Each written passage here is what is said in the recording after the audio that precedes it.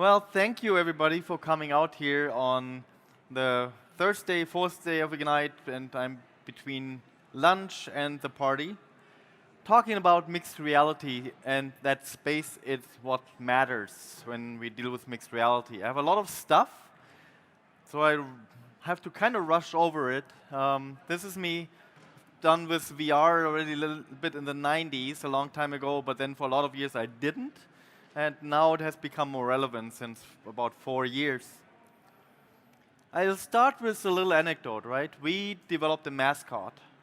Beautiful, created like we thought about, oh, something like Zootopia. We had a character artist hand draw the fur because we couldn't find the texture. The first time, however, and this is how it then looks like in an app, right? It follows us around, it's really nice. We use it as a virtual guide or just as a mascot we put anywhere, right? And it looks kind of cute, right? As it is in front of you. Yeah.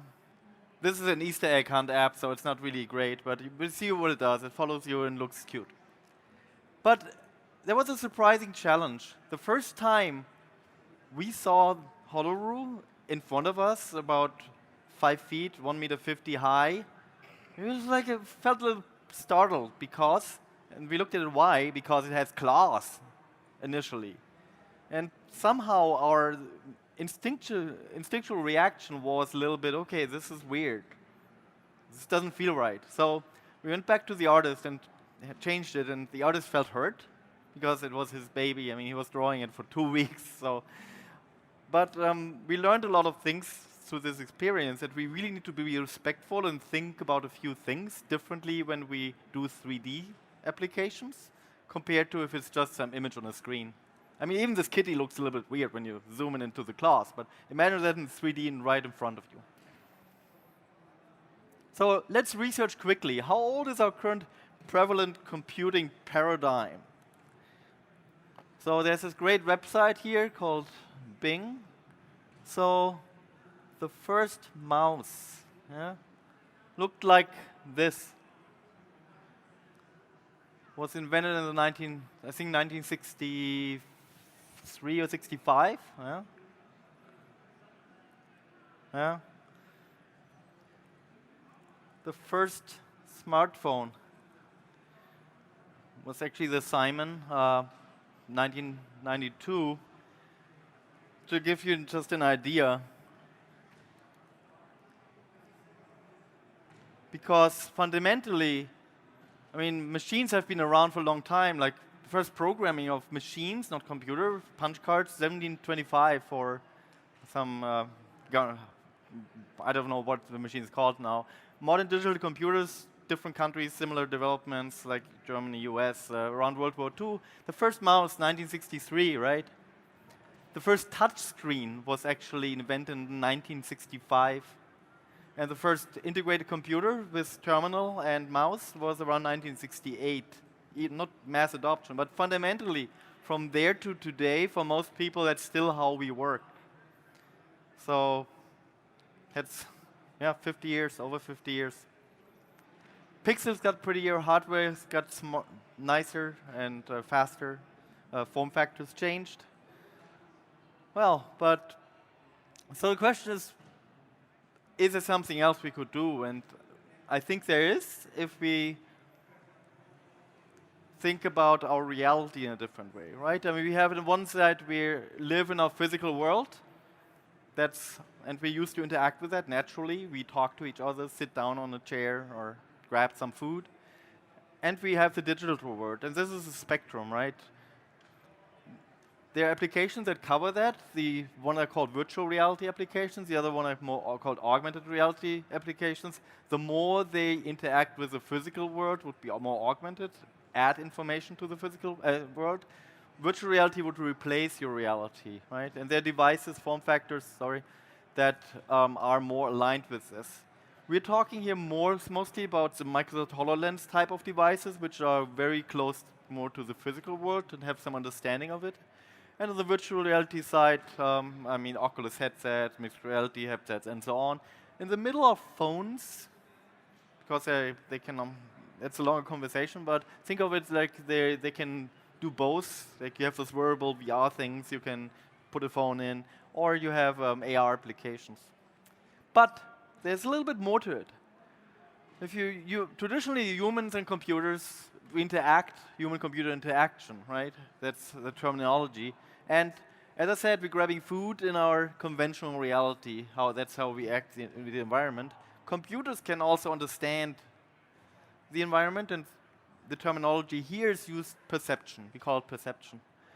If you combine all this, computers having some understanding and interaction with the environment and you, that's mixed reality. Now, HoloLens 1, a self-contained portable computer that can understand 3D, see, reconstruct space. There's HoloLens 2 now, and actually the announcement got out this morning. It starts to ship now. There's a waiting list, and not everybody gets this immediately. There's a lot of demand. I don't work for Microsoft, and I don't have early access myself yet either. Some people have, but we're getting there, and you can start trying to place orders pretty much now through resellers worldwide. HoloLens 2 has a lot of advantages over HoloLens 1, like they increased the so-called field of view quite a bit. This would have been the example of how it expanded compared to HoloLens 1. So the visual vision technology has been adapted from, I think, a waveguide-based systems. Now they have something like a laser projection system with a fancy name. Also with waveguide, combining several things. Pretty much, for a good part, a Microsoft invention. Of course, they bought some intellectual property and so on. We now have articulated hand tracking. HoloLens 1 was more like this, snick, click, click, click. Like you need to learn a gesture, but now you're supposed to more naturally interact with your environment. Grab it, try to make it bigger, grab it, throw it away.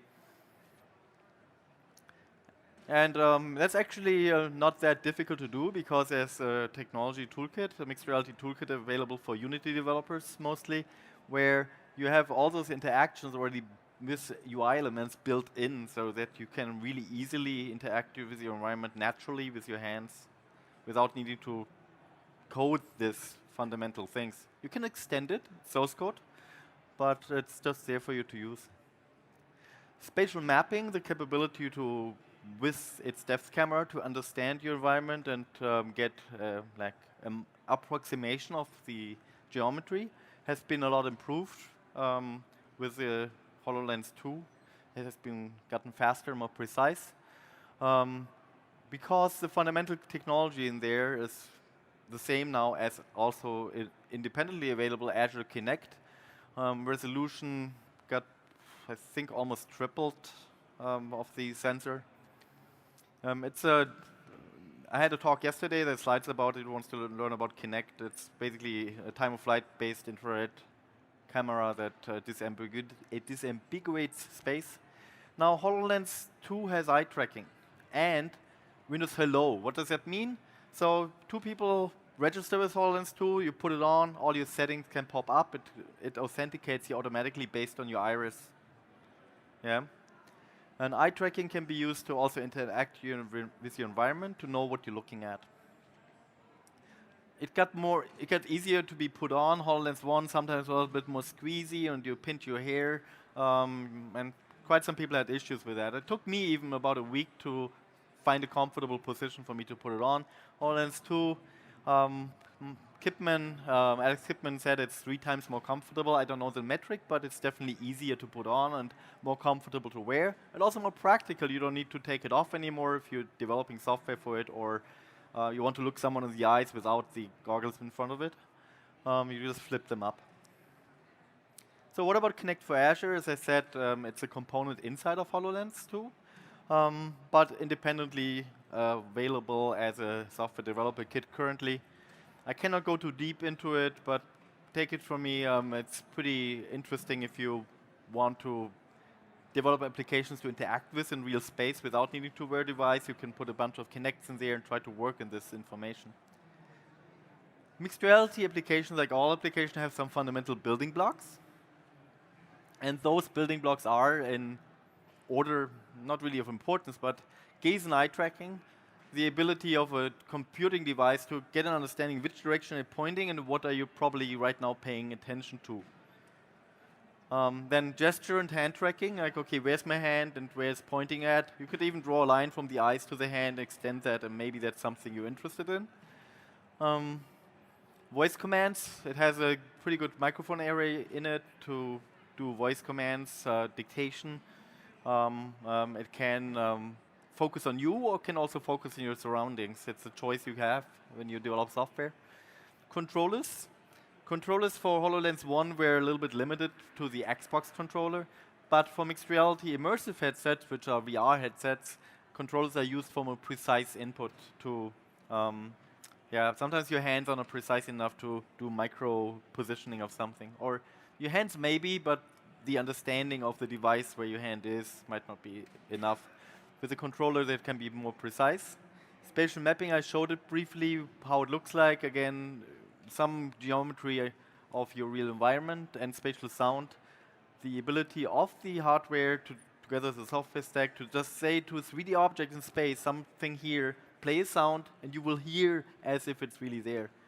That is important if you develop applications that you, because sometimes you don't look where you're supposed to look. Sound can give you a hint to where something interesting might be happening. Yeah, and finally, world coordinates. That's actually the core of it all. The device is able to find its location again in the same space it has been in before, and different devices can co-locate or, well, can find each other's location if they share information about it. I'm getting to that briefly in a bit. So, now, what are typical applications? You could think 3D interaction and training, and yes, we did that. For example, oops, sorry. Is it starting? Video. Sometimes on videos giving me troubles here. Oh yeah. I mean, it already has some value that we can put something in space, walk around it, and I accelerated it. It's jittery because I accelerated this so I can show you the whole video. In this case, it's explaining to someone how an angioplasty is if you have a blocked vessel to put a balloon in, bump it out, and put a stent in. My wife was a vascular surgeon, that's where it's coming from. So it's great for training scenarios and education. However, you could ask yourself, is that all? I mean, it is good. Multiple people could interact with it, could look at the same thing at the same spot. But I believe there's more. Digital twins is a big word these days. So the concept of having a virtual representation of something physical and add information to it. In our case, we really started modeling a physical item and then trying it with the Xbox controller because we couldn't place any intelligent object tracking markers on it over a real object, actually barcode scanner. And that way we're able to visualize how the scanning field would be in the actual space. Interesting for trade shows, for planning, for layout, and for testing. And and then if you activate the whole thing, then we would be able to get telemetry out of it and display it in the right location. Hey, we read something, it's green, the scan code is that, the temperature is in the upper left corner, and so on. Basically make invisible information from devices and sensors visible where it matters.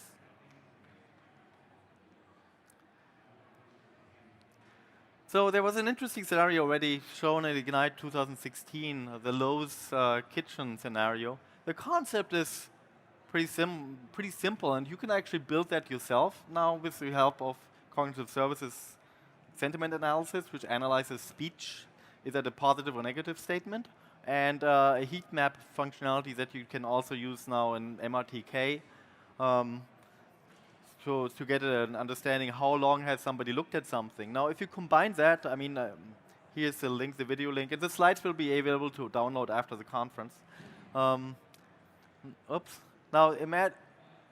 imagine like you configure a kitchen together with your spouse and partner, and you're really tired, you want to go home. But in the process, as you did that, well, you looked at things, and maybe you talked about it, and okay, for privacy is important, but theoretically, if we would analyze what was said, maybe in the middle of it, you or your partner didn't like It's those doorknobs, those kitchen cabinet knobs, yeah, and said something negative about it, and so the sales associate then might be able to sell you, hey, well, I know you want to go home, but and you seem to be happy you want to order it, but that one thing, I don't think your partner was happy with those knobs. Yeah, that's pretty powerful. You cannot do that with a 2D application that doesn't have understanding about your environment. So that's a unique value that's unlocked if you have some device that interacts with you in 3D space. Yeah, there's a big technology stack to work with mixed reality applications. At the very bottom, the devices, and mostly it's HoloLens in our case, but there could also be drones. You have some fundamental services available. I will get to those briefly, but think of it like this. For example, in the cloud, in Azure, they now have a service that translates the coordinate system from HoloLens to ARKit, or for iOS and Android's implementation of AR. So you're able to find locations that HoloLens sees, and another application on an iPhone might be able to see that same application.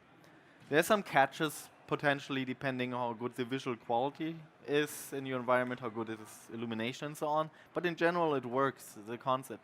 Then cognitive services, democratized AI you can just use in the cloud, understanding language or objects, vision, like what the webcam of HoloLens sees. And actually, I could show you a little test I did here just yesterday. Yesterday, I went and recorded the video how this area looks like, uploaded it into my own little program to computer vision to get understanding, like tagged things, and I found people, seats, and a few displays. And then I trained the model in what they call custom vision, downloaded it back to HoloLens, and now I'm able to offline on the device walk around, and it starts detecting things. Those arrows, those point like at the point of view I was at when I saw it. Of course, some people move, they walk away, but you get the point. Like, okay, I see a person there from that perspective, and bang, it's right there. I see a chair there, and from that perspective, it's right there. This is not a general purpose AI, but it was really easy to implement, specific for this environment, where I know the lighting conditions, where I know what types of chairs I'm supposed to expect, and you could imagine that you can then add some intelligence to your application. It's spatially aware in the context of objects and where you might expect them. Yeah? It's a little jittery and the visual quality is not great, but it's just to show you the concept, right? It's just a little prototype.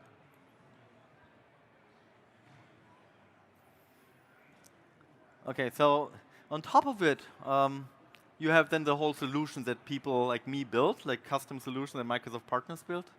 Or Microsoft also started shipping ready-to-use applications. A lot of customers had the problem, hey, I want to do instructions in 3D. How do I disassemble a machine? Or how do I interact with, how do I do remote training? That would be Microsoft Dynamics 365. There's a lot of tools available to work on mixed reality applications here. Now, how to get started? You go to this site and register interest. What are typical questions to solve, right? So, typical questions to solve, or that can add values, is, okay, we're dealing with locations, anchors, and movement, so positions, or we work the 3D mesh. So, on one side, we have, as I said, moving around, getting a heat map, leaving breadcrumbs behind as you walk, and like a virtual avatar, like the kangaroo, can follow. Or sharing anchors, understanding of the 3D environment between devices. And on the right side, you have things like questions like optimize the mesh that it's not as jittery, maybe, because it's a sensor data. Define a plane. Where's the floor? Where can I put something on, an object on? What is an area where you might be able to sit on? Would be questions. Find free space to locate information. Locating and movement. One of the challenges you might have is how do we store information about space if you have a floating coordinate system? One trick is you just snap to a voxel grid. You just round. Yeah, and then you can reason about easier what has been looked at or has been seen in a specific area. Follow the breadcrumbs, I mentioned it. You leave breadcrumbs in an interval of time, and then you can have an understanding where did somebody walk, what path did they do. You could follow that or analyze it. Yeah, that would be a little example implementation. Like, it's available in the slides. You could do math on all these things, positional changes and rotation as you do move your head, and even do advanced things like, okay, did somebody move too fast? Might that be unhealthy for work, right? Unhealthy posture, unhealthy work. What's a spatial anchor? I mentioned it briefly. It's understanding based on visual features of your environment, so you can load it back up again into a device, and it might be able to find its position again. Devices can share spatial anchors, but they will only be able to snap into that if they have seen an environment from a similar position. If they share some ground truth.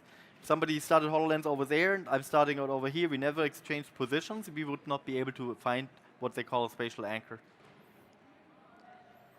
Yeah, setting it is just giving it a name. It's stored internally, and well, you can. And the reason why we have spatial anchors is also to guarantee visual consistency of holograms. If I put a hologram here, and then I put a hologram right over there, the coordinate system is precise. But as my understanding of the coordinate system, how it aligns with the real world from this perspective, a small measuring error gets like a lever, worse and worse the further I get. If I have a spatial anchor over there, then the system can self-correct and position it relative to the real objects. Yeah, serialized, can be serialized, can be stored, can be sent. There's by the way, the trick, if you want to know if you have been in a space already, set a spatial anchor, try to load it. If you loaded it, either somebody did a remodeling of your home or you have been in that room before. Yeah. Hotel rooms are a gotcha. If two hotel rooms look the same, you probably will, devices might get confused. I said briefly what a spatial mesh is. This is like how it approximately looks like okay, just a bunch of triangles over the real world. And now things is, HoloLens does it all internally. You can tell HoloLens, give me information about the spatial mesh, and then you can try to optimize it.